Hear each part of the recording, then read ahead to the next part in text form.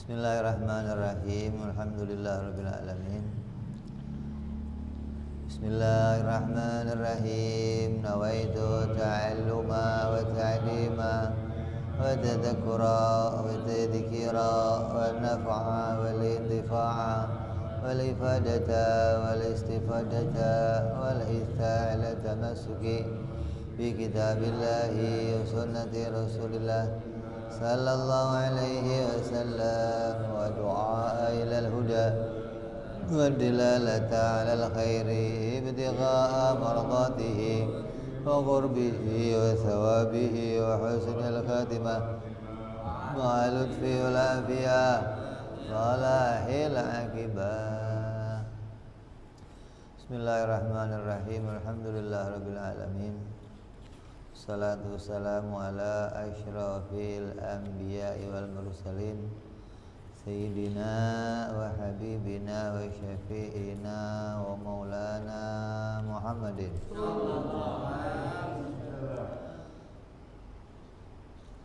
sallallahu alaihi wa ala alihi wa sahbihi ajma'in, amma ba'du. Qala musanniful kitab rahimahullah wa nafa'ana bihi wa bi'ulumihi fid darain. Allahumma iftah qulubana futuhal arifin wa bihidmatika wansur alaina birahmatika ya arhamar rahimin.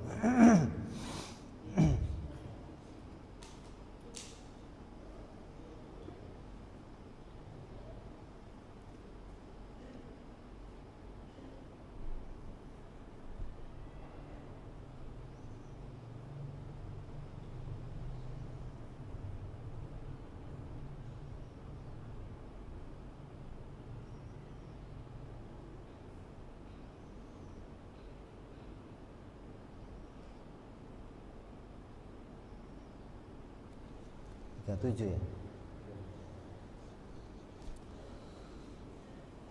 Kemarin udah kita bahas tentang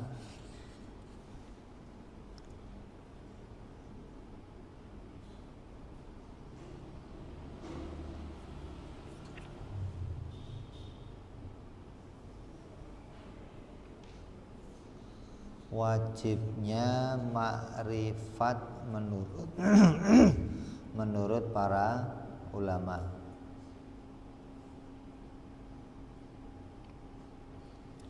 Artinya mayoritas ulama berpendapat atas wajibnya mengenal kepada Allah Subhanahu wa ta'ala. Adapun yang ngomong gak wajib, yang ngomong sunnah, yang ngomong kamilah itu sebagian ulama. Tapi mayoritas ulama mengatakan wajib tiap-tiap orang Islam yang sudah baligh mengenal kepada Allah Subhanahu wa ta'ala. Tinggal yang wajib ini nanti ada dua. Yang mengatakan wajibnya wajib usul atau wajibnya wajib furu'. Kalau dia wajib usul maka hukumnya yang meninggalkan kafir. Kalau itu wajib furu', yang meninggalkan dosa.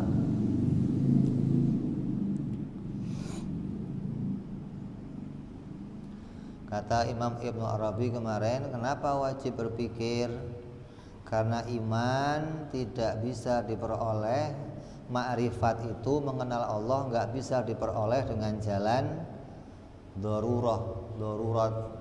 dorurian, tanpa dipikir nggak bisa. Kalau iman diperoleh tanpa dipikir, sedunia nemunya sama, nyatanya nemunya beda-beda.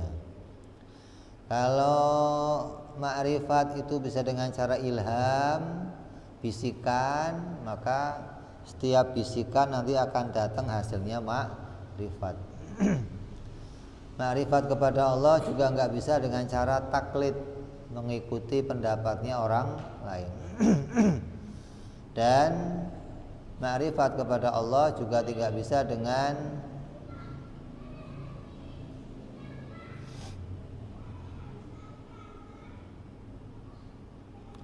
sebuah berita.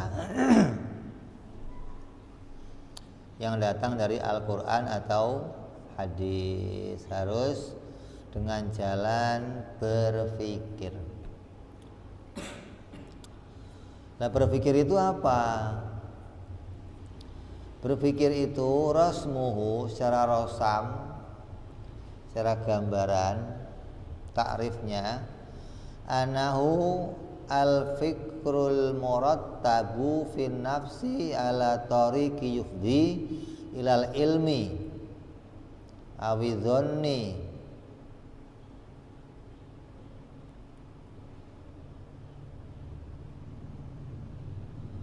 Berpikir itu adalah proses atau metode gitu,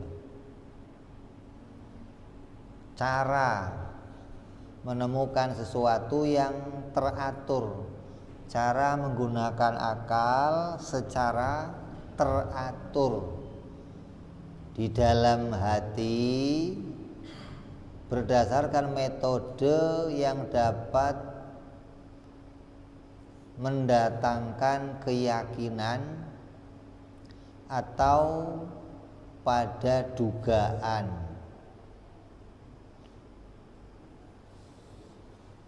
Itu namanya berpikir.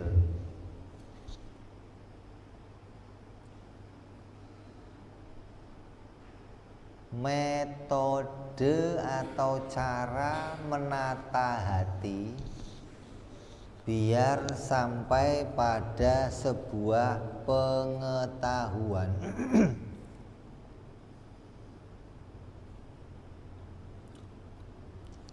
Kayak ilmu nahwu. Ilmu nahwu itu metode agar berbicara di dalam bahasa Arab itu menjadi mudah dipahami, agar kamu ketika bicara atau ada orang bicara dengan bahasa Arab, kamu akan bisa memahami. Itu ilmunya atau metodenya dengan ilmu nahwu. Bicaranya kamu itu biar teratur gitu loh. Orang nggak pakai nahwu gimana? Ya bisa bahasa Arab, banyak orang Arab bisa bahasa Arab banyak, tapi kadang omongannya nggak teratur gitu loh. Orang bisa berpikir banyak, tapi ada berpikir yang teratur, yang tertata, yang menggunakan metode hingga hati itu bisa sampai pada sebuah pengetahuan. Atau zon atau kepada prasangka atau dugaan bagi pelakunya, bagi yang berpikir itu bisa menduga sesuatu, bisa meyakini sesuatu atau menduga sesuatu. Yatlubu man qama bihi ilman fil ilmiyatin aw ghalabati dzan fi dununatin, yang dengannya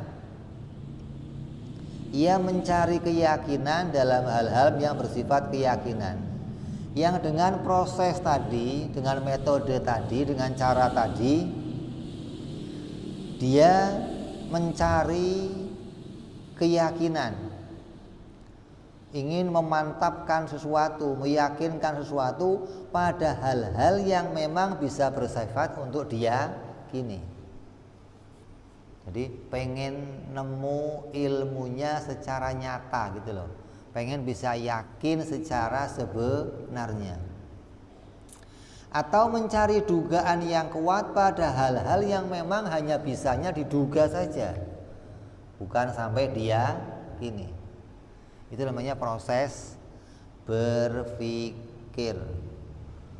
Jadi mikir itu adalah cara atau metode untuk mendatangkan bagi seseorang yang ingin mencari keyakinan untuk sampai pada keyakinannya, atau mendatangkan dugaan pada apa yang diduganya gitu loh.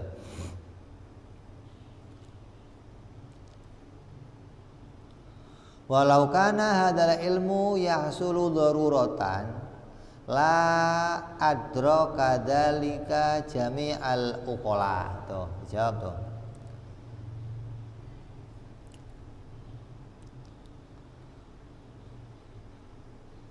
Andai ilmu ini, ma'rifat kepada Allah, dapat diperoleh secara darurah, secara daruri, nggak usah dipikir, niscaya semua orang yang berakal akan dapat memahaminya.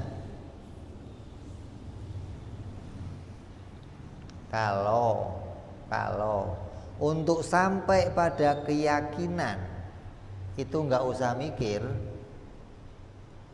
maka seorang semuanya akan sampai pada keyakinan yang sama. Kalau Allah itu Tuhan, gitu loh. Tapi kenapa kok nggak semua orang bisa meyakini kalau Allah itu Tuhan? Karena untuk sampai pada keyakinan Allah itu Tuhan perlu jalan, perlu sebuah cara. Nah, cara inilah yang mau kita jalankan, yaitu dengan berpikir hingga hati bisa sampai pada satu keyakinan. Kalau nggak ditata dengan cara ini, hati nggak akan bisa sampai pada sebuah keyakinan. Lah kalau nggak usah ditata gimana? Beb, langsung aja pakai darurian. Ya kalau darurian semua akal nemunya sama. Contohnya apa? Sebuah benda wajib bertempat. Itu yang nemu semua akal atau sebagian akal? Hah? Semua akal. Benda itu kalau nggak gerak, diam. Itu ditemu semua akal atau sebagian akal? Semua akal. Namanya nggak usah dipikir. Kenapa? Yang kelihatan. Nah, tapi kalau nggak kelihatan, kita pengen sampai pada meyakini barang itu ada, gitu loh.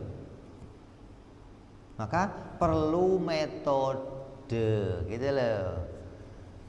Tadi malam saya tidur, pagi-pagi saya bangun tanah basah. Semalam ada apa ya? Saya pengen tahu nih.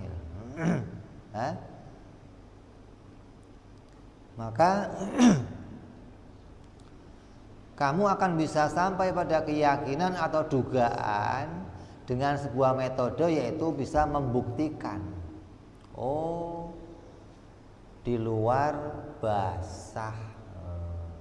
Oh, yang namanya basah itu ya berarti semalam ada terjadi hujan nih, gitu.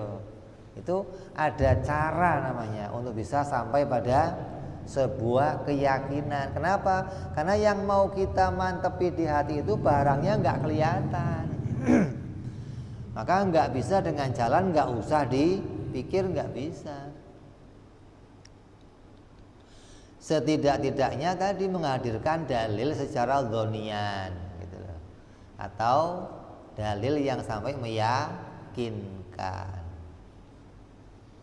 Jadi yang pertama, proses ini kalau bisa ditempuh dengan cara darurian, maka semua akal akan bisa menjumpainya, memahami kalau Allah itu ada, kalau Nabi Muhammad itu Rasul, itu semua akal. Tapi nyatanya nggak semua akal nemu. Lah andai bisa ditemukan dengan cara ilham, diilhami, dibisikin, lawadha Allahu ta'ala dzalika fi qalbi kulli hayyin, coba. Maka Allah akan meletakkan itu dengan diilhamkan di hatinya setiap yang hidup. Liyatahaqqaqa bihi taklif. Di setiap hatinya orang hidup agar taklif benar-benar dihasilkan dengannya. Imam Sanusi mengatakan nggak mungkin pula dengan cara ilham, coba. diletakkan oleh Allah langsung ke hatinya manusia, dibisikkan langsung ke hatinya manusia. Kalau itu bisa, maka itu akan sudah dibisikkan di hati setiap orang, agar tiap orang sampai kepada bisa mengerjakan semua perintah-perintahnya Allah Subhanahu wa ta'ala.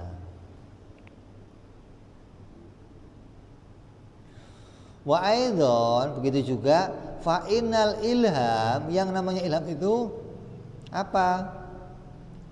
Nau'u darurah, itu masuk dalam kelompoknya sesuatu yang darurah, yang enggak usah dipikir. Ya, bisikan mikirnya gimana? Hah?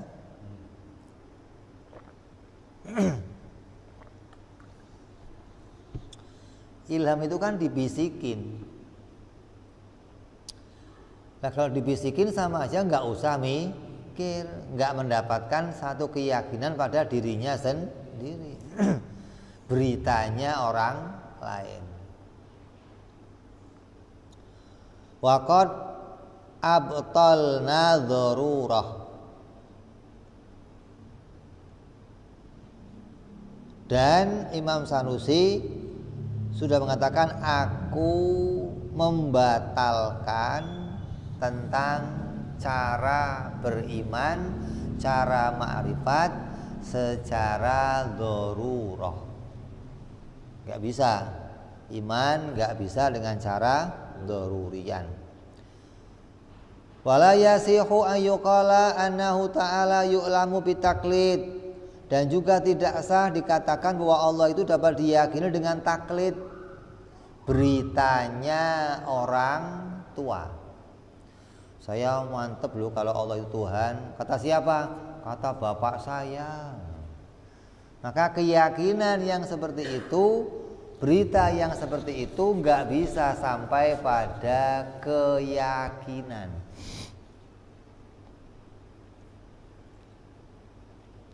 Kama qala jama'atan minal mubtadi'ah, seperti pendapatnya sekelompok golongan dari ahlil bid'ah.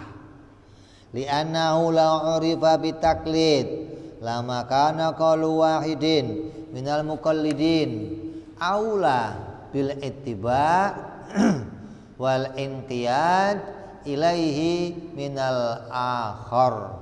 Kaifa wa aqwaluhum mutadadatun wa mukhtalifatun. Andai makrifat itu bisa didapati dengan cara taklid, niscaya pendapat seseorang yang ditakliti itu tidak lebih utama diikuti dan dipatuhi daripada yang selainnya. Lalu bagaimana pula sementara pendapat mereka itu berkesebalikan dan bertentangan? Kalau taklid itu bisa jadi patokan benar, percaya katanya orang tua itu bisa jadi jalannya sampai pada keyakinan, maka pendapatnya seseorang itu ternyata berbeda-beda. Yang satu orang tua mengatakan Tuhannya ini, yang satu orang tua mengatakan Tuhannya begini, yang satu orang tua lagi mengatakan Tuhannya. Lalu orang tua yang mana yang mau diikuti gitu loh. Taklid kepada siapa yang harus diikuti? Kalau memang taklid itu bisa jadi jalan untuk yakin kepada Allah. Kalau pendapatnya itu nggak saling bertentangan, nggak saling berlawanan, itu masih bisa jadi, mungkin masih bisa jadi sebuah pilihan bagi pendapat seseorang. Makanya ada ulama yang mengatakan boleh aja taklid ketika nggak ada pertentangan, nggak ada perbedaan. Tapi nyatanya orang yang taklid mendapatkan berita itu saling bertentangan. Di zaman Nabi Muhammad aja dah, orang-orang yang menyembah ada Lata, Uzza, Hubal, Manat, itu pendapat siapa? Orang tuanya semuanya tuh. Ada yang ngomong Tuhan yang ini, kata orang tua yang ini, oh bukan, Tuhannya yang ini, kata ini, oh Tuhannya yang ini. Ini yang mana yang mau diikutin? Gitu loh. Kalau mengikuti itu bisa jadi jalan untuk ma'rifat, maka niscaya pendapat seseorang yang ditakliti tidak lebih utama diikuti dan dipatuhi, karena mereka berbeda-beda, kecuali pendapatnya sama semua. Nyatanya nggak begitu.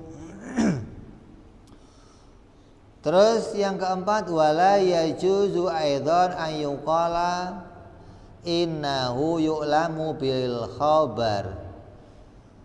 Dan nggak boleh pula dikatakan ma'rifat kepada Allah itu bisa diperoleh dengan cara berdasarkan khobar dari Al-Quran dan hadis. Li'ana man lam ya'lamillah ta'ala kaifa ya'lamu annal khabar khabarahu. Gimana sih? Lah kalau kamunya aja belum kenal Allah, gimana mau tahu kalau beritanya itu beritanya Allah? Kamu belum kenal saya, terus pengen kenal sama saya, dikasih berita, ini loh ada tulisannya Habib, dibaca, oh ini toh Habib itu orangnya begini begini. Lah kamu taunya ini tulisan saya gimana? Wong kamu kenal saya aja belum. Mestinya kenal saya dulu, baru tahu ini Habib yang tulis nih, ini pasti nih, gitu loh. Bukan kenal tulisannya dulu, baru kenal orang lagi mana jalannya. Lah kalau kamu ditipu, kayak apa? Yang percaya Injil, yang udah direvisi, yang percaya Zabur, yang udah direvisi, dikatakan itu kalamnya siapa? Kalam siapa? Tuhan. Tapi nyatanya, terus gimana terus? Oh, ini Tuhan ngomong begini di kitabnya nih. Saya punya anak. Oh, Tuhan aja punya anak tuh. Lah yang ngomong siapa? Ini Tuhan yang ngomong. Entenya aja nggak kenal Tuhan, kok tiba-tiba mau kenal Tuhan dari tulisan yang nggak jelas dari mana, gitu loh. Nggak bisa jadi jalan, nggak bisa, gitu maksudnya. Harusnya gimana? Kenal Tuhannya dulu, baru akan tahu ini kalamnya Allah nih, bener nih, gitu. Nggak mungkin nih kalau ini bukan kalamnya Allah. Jangan dibalik, dari kalam itu mau kenal Allah. Lah nanti kalau kamu dihapusin, ditipu, dikasih kalam yang nggak jelas, kamu nggak tahu ini kalamnya Allah atau bukan, gitu loh. Fathabata anna tariqahu nadhar.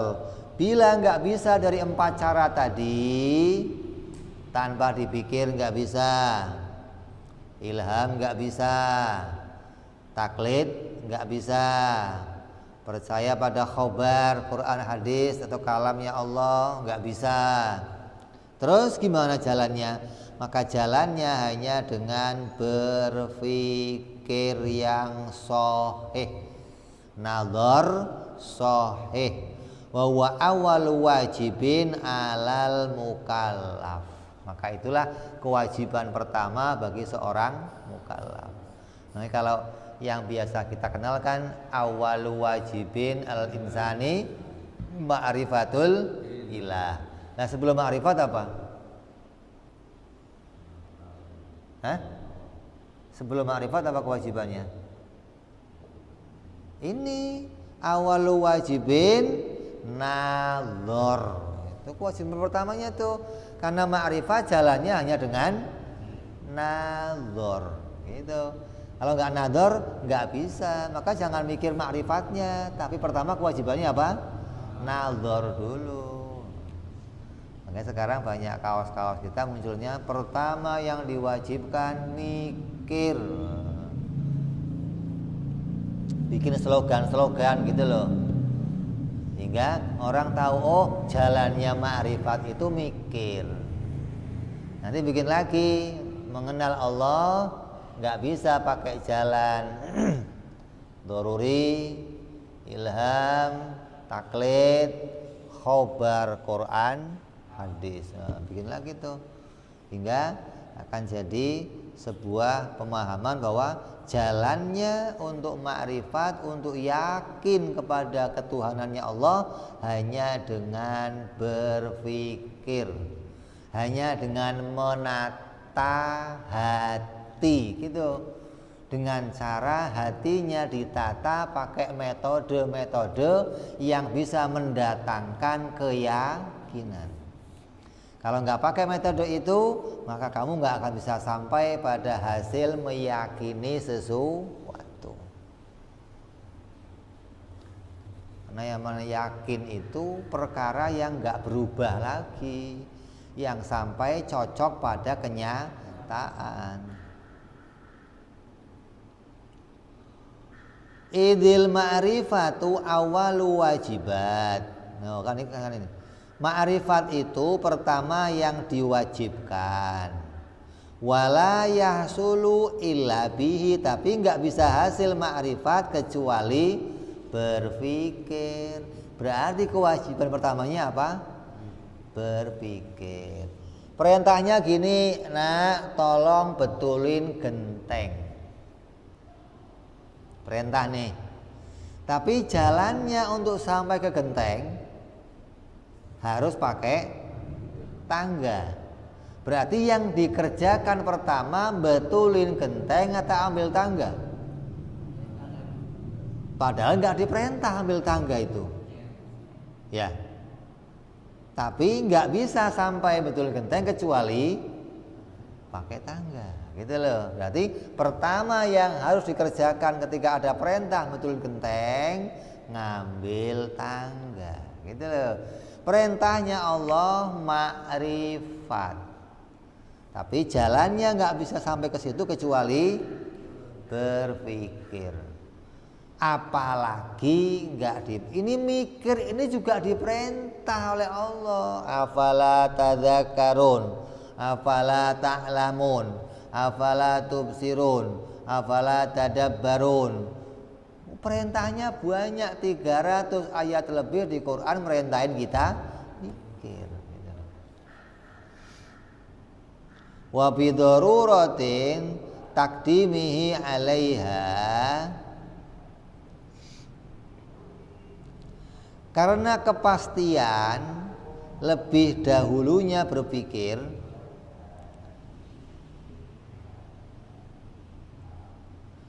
Tathbutu lahu sifatul wujub qablaha,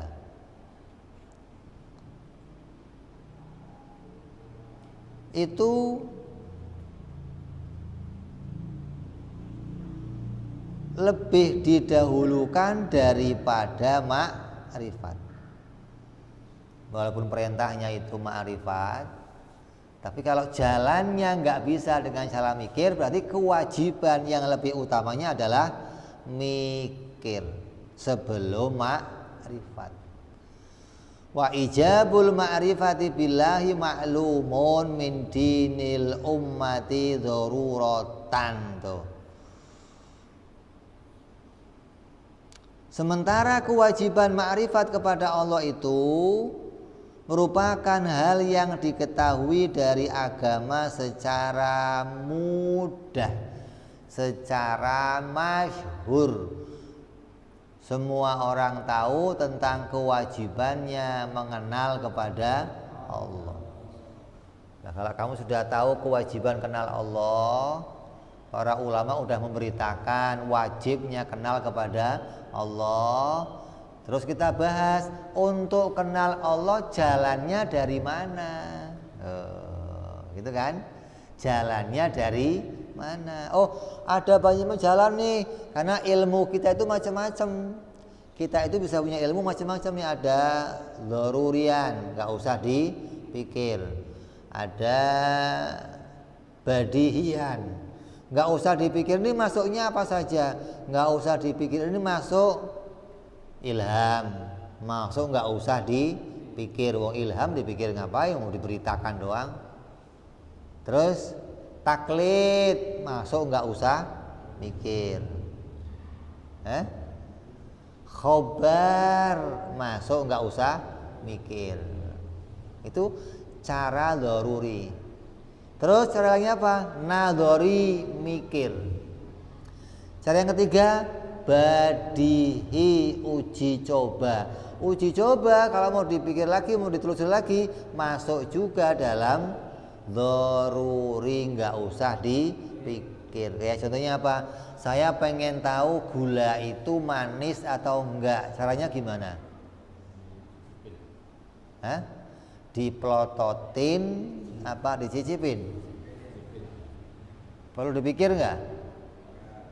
Coba dipikir gula manis enggak ya? Bisa enggak kira-kira? Bisa enggak?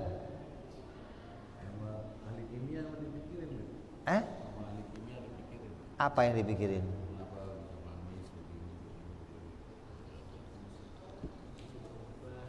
Itu kenapa bisa manis? Mau gula itu manis enggak gitu loh. Bisa enggak dipikir? Garam itu asin apa enggak? Cara taunya gimana? Biar saya yakin, oh ternyata garam betul-betul asin. Caranya gimana? Dipikir bisa? Jalannya dici. Ini air putih apa Sprite?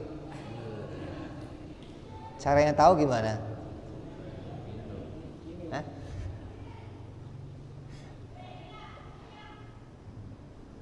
Gitu loh. Jadi ilmu yang kita peroleh itu tadi tiga, ada dzaruri, nadzori, badihi. Lah, mengenal Allah nggak bisa pakai cara lain nih. Udah diotak-atik sama ulama nih.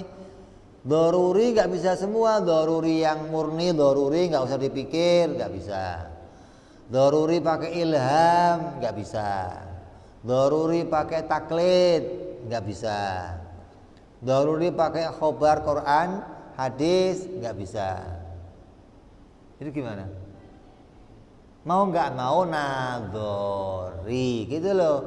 Mau nggak mau jalannya ma'rifat, mikir yang benar, mikir yang lurus, baru akan sampai pada keyakinan.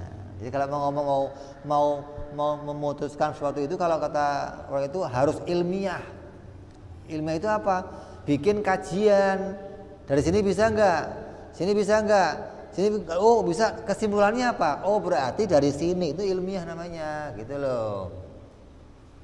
Ini bukan terus pokoknya ini. Kok pokoknya ini? Nggak bisa pokoknya, itu menang sendiri namanya kalau pokoknya. Coba bikin kajiannya, gitu loh. Dengan cara ini bisa nggak? Cara ini bisa nggak? Ini bisa nggak? Ini bisa nggak? Oh nggak bisa semua. Jadi gimana caranya? Ini bisa, ya ini doang caranya berarti. Kenapa? Dengan cara yang lain nggak berhasil gitu loh. Jadi mau nggak mau ya harus pakainya nadzori gitu. Berpikir sahih, nadzor sahih.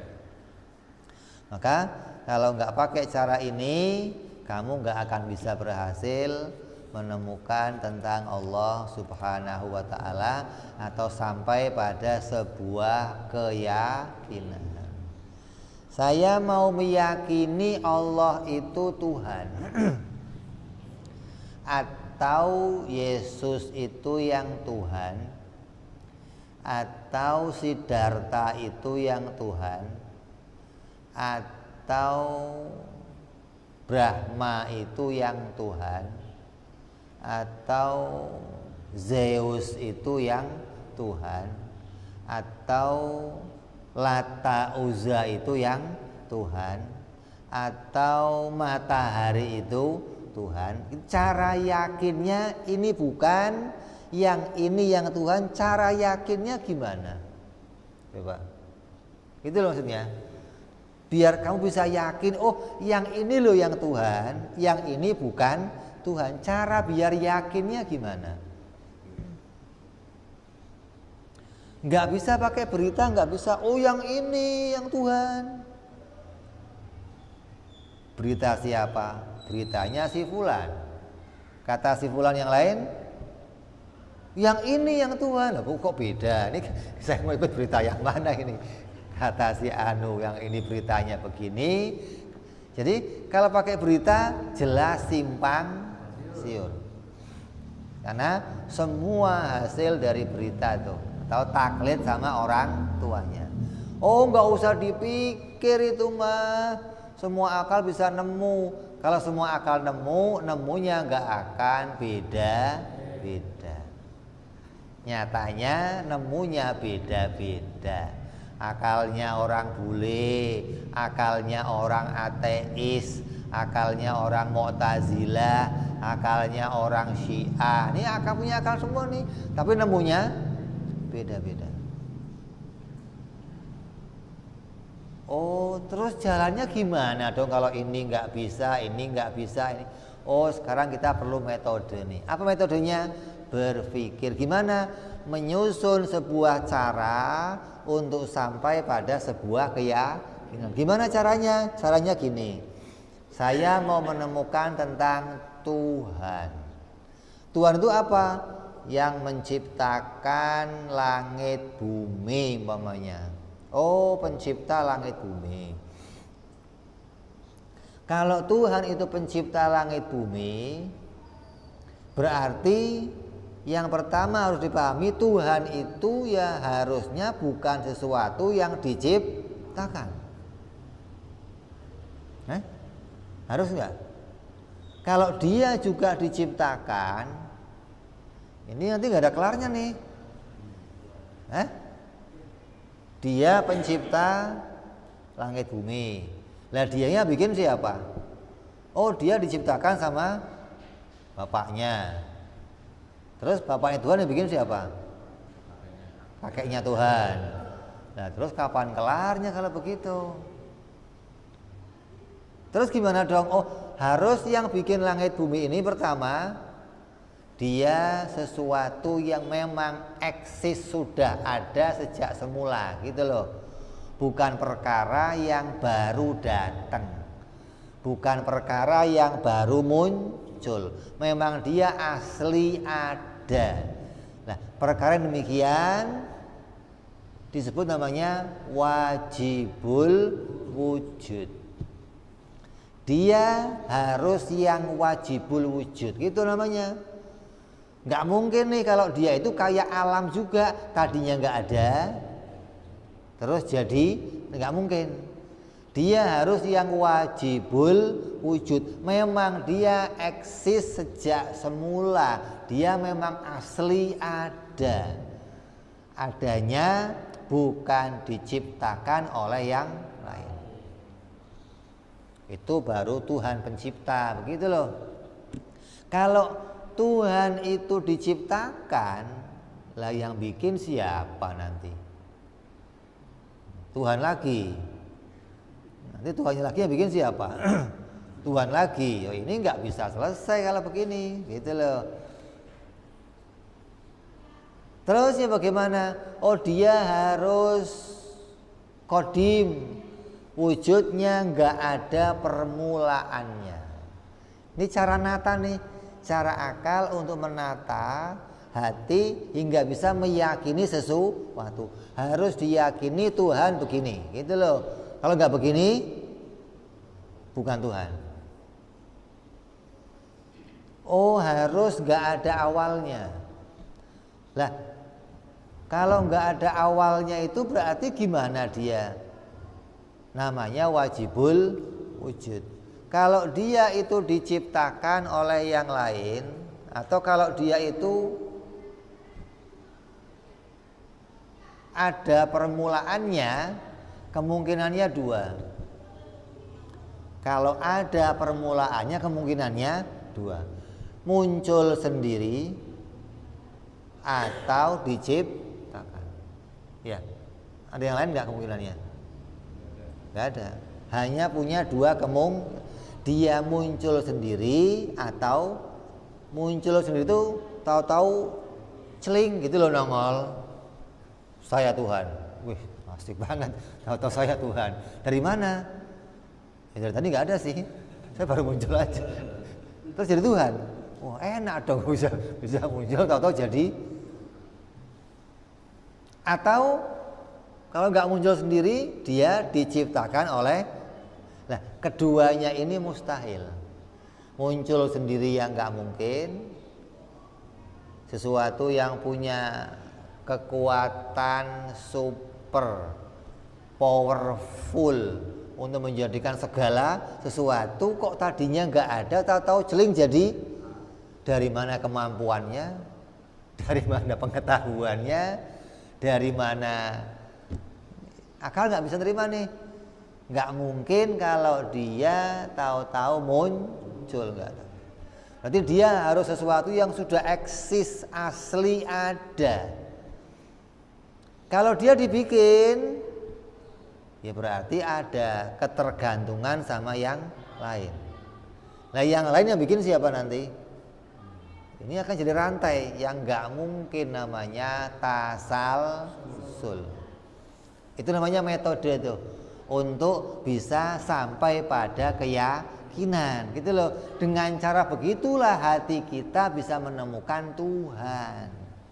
Kalau nggak begitu, nggak ada jalan lain, nggak ada. Itu loh maksudnya. Nggak bisa pakai ilham, nggak bisa pakai doruri, nggak bisa pakai taklid, nggak bisa pakai Quran, hadis, nggak bisa nih. Udah dibahas sama ulama semua udah lengkap nih. Pakai ini nggak bisa, ini nggak bisa, ini nggak bisa. Jadi caranya hanya satu, nadzor sholih. Apa itu mikir itu? Mikir itu adalah melakukan sebuah penelitian, penalaran untuk menemukan sesuatu yang sampai pada keyakinan. Hingga hati itu bisa menjadi sesuatu yang tertata di dalam menemukan satu keyakinan.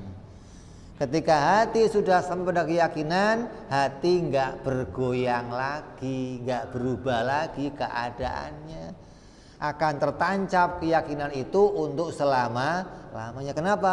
Hasil dari sebuah penataan yang benar, gitu namanya. Kalau nggak ditata begini, ya nanti acak-acakan.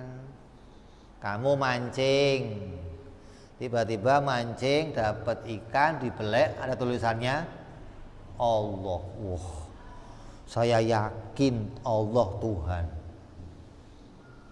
Besok mancing lagi, begitu dibelek dapat palang salib, ya. Bingung dia, ini yang Tuhan yang mana ini? Ganti lagi. Itu nggak bisa meyakinkan, nggak, dengan cara begitu nggak bisa. Jadi metodenya salah gitu loh. Metode untuk sampai pada keyakinannya itu salah kalau pakai metode begitu. Pakai berita, ternyata orang tua ngasih berita beda, nggak bisa juga. Doruri nggak usah dipikir, cukup dipelototin, barangnya nggak kelihatan. Yang dipelototin apa? Barangnya nggak kelihatan. Kecuali matahari. Semua orang di dunia nemu matahari itu bunder. Ada nggak yang nemu kotak? Saya mau nanya. Perlu diajari nggak? Oh ini bunder, perlu diajarin. Nemunya sama, nggak ada beda. Kenapa? Kelihatan, tinggal dipelot.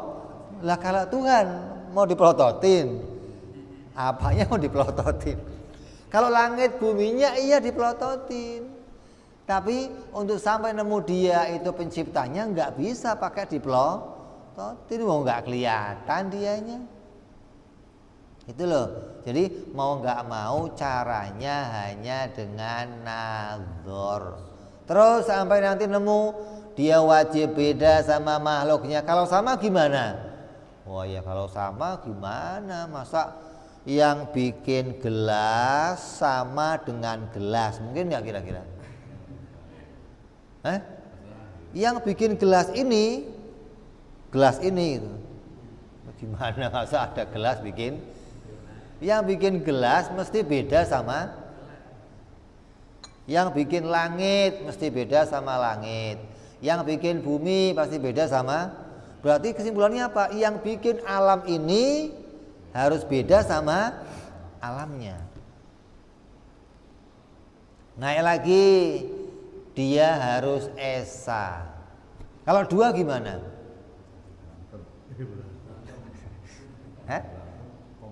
Ya, kalau dua, kemungkinannya dua juga.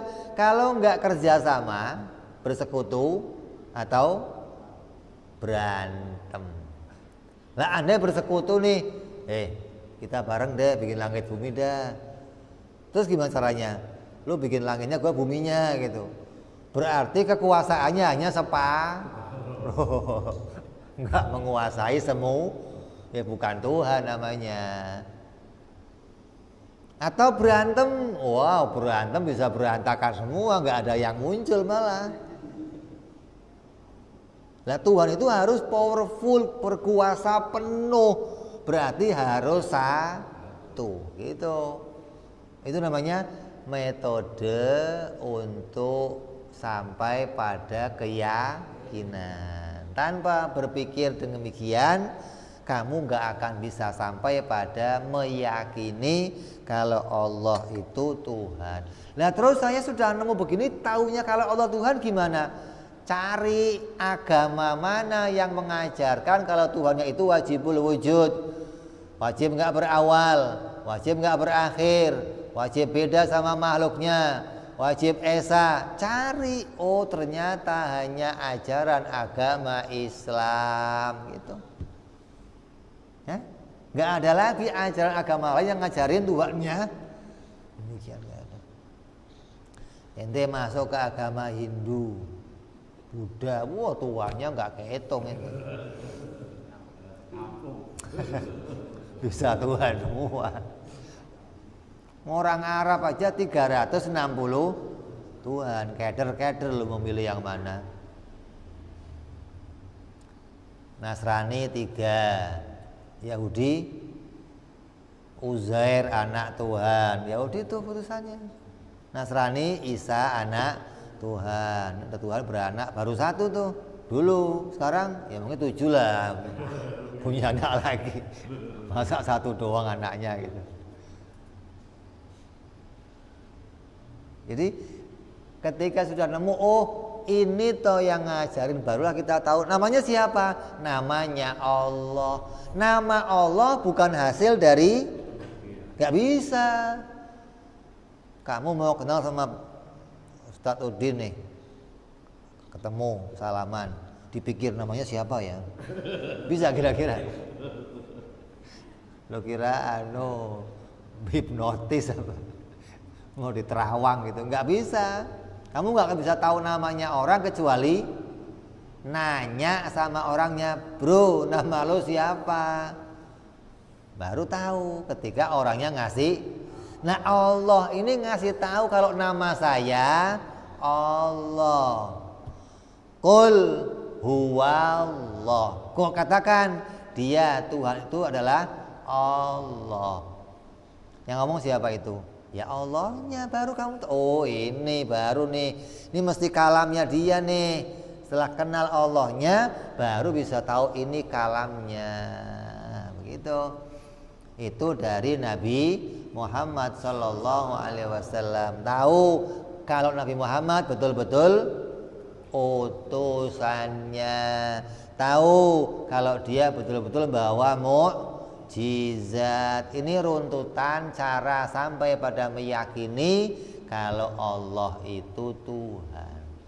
Kalau nggak pakai cara begini, pasti kamu nggak bisa sampai pada keyakinan. Tapi saya yakin, mantep.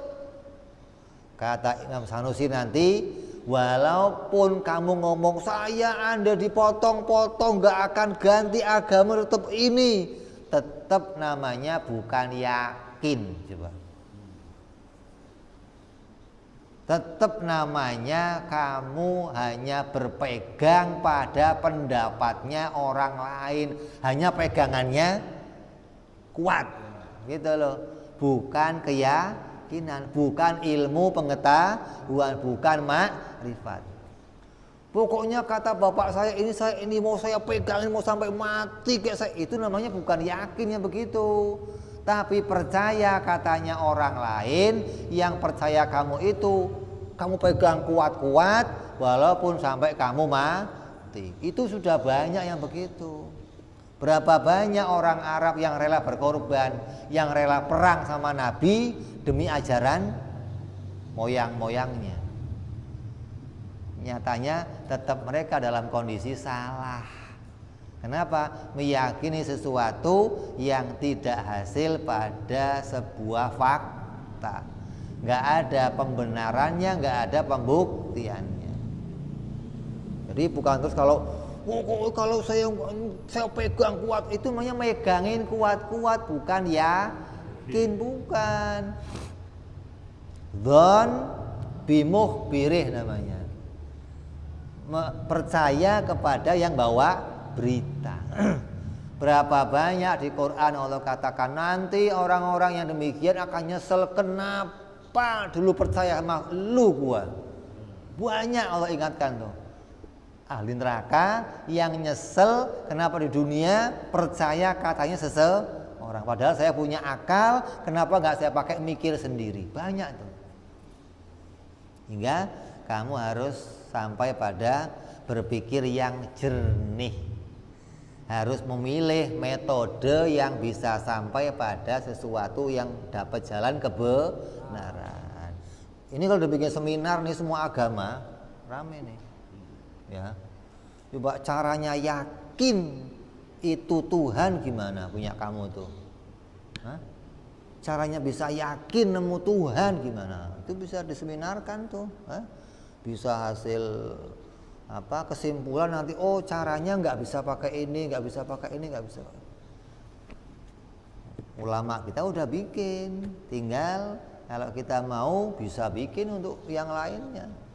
Ajak yang lain, coba caranya nemu Tuhan. Kalau memang cara ini bisa, gua masuk agama ente gitu maksudnya. Kalau enggak, lu masuk agama gua gitu.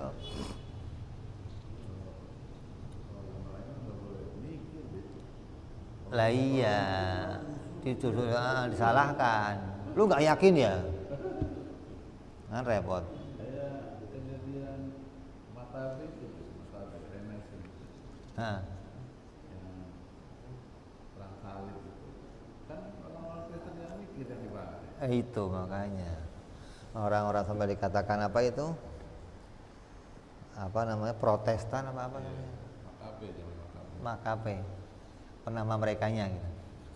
Jadi bantai gara-gara mikir. Akan mempengaruhi orang lain yang nggak pada mikir. Maka orang yang mikir mendingan disingkirkan. Kenapa? Akan bisa membuat orang-orang jadi nggak mau ke gereja, nggak mau percaya sama, gara-gara diajak berpikir. Makanya kan agama Islam itu mulai mencuat, mulai pengikutnya ribuan masuk kapan? Setelah perjanjian Hudaibiyah, mulai itu. Bikin perjanjian Nabi sama orang kafir, hari ini kita damai, nggak ada perang lagi.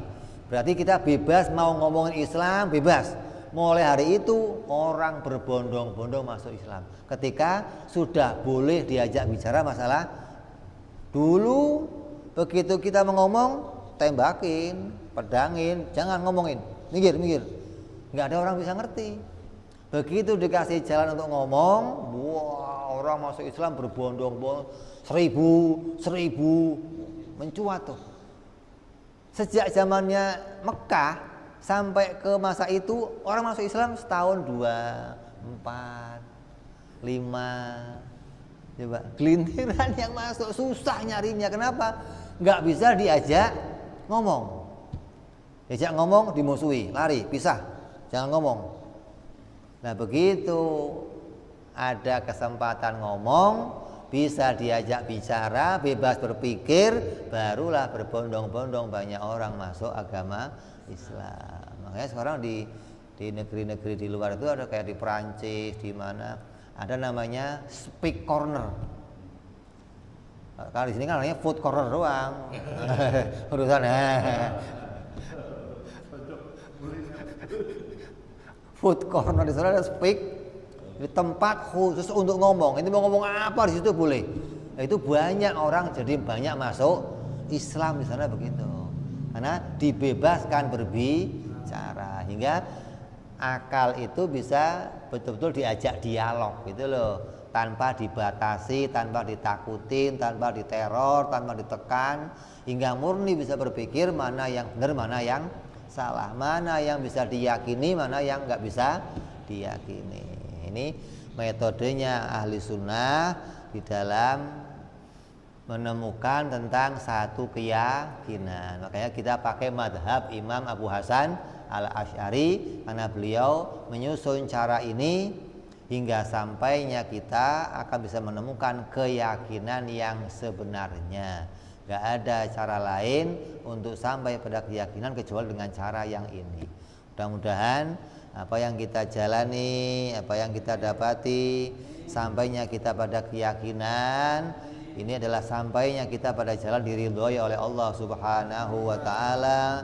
Dan iman ini bisa tertancap di hati kita sampai hari kematian kita tanpa berubah lagi hingga kita dibangkitkan dengan iman seperti ini hingga kita selamat dunia sampai akhirat nanti. Amin ya rabbal ala hadhihi niyyah wa ala niyatin shalihah wa ila hadratin nabi. Al-Fatihah. A'udzu billahi minasyaitonir rajim. Bismillahirrahmanirrahim. Alhamdulillahi rabbil alamin arrahmanir rahim maliki yaumiddin iyyaka na'budu wa iyyaka nasta'in ihdinas siratal mustaqim siratal ladzina an'amta 'alaihim ghairil maghdubi 'alaihim waladdallin amin.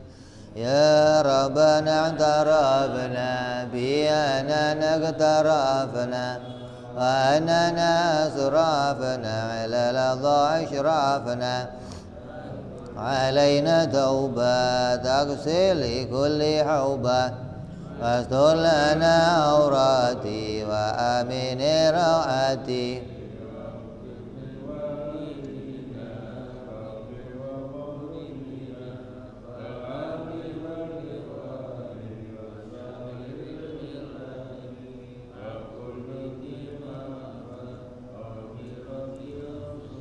والمسلمين أجمع من ربي اسمع فضلا وجودا منا لا باكتساب منا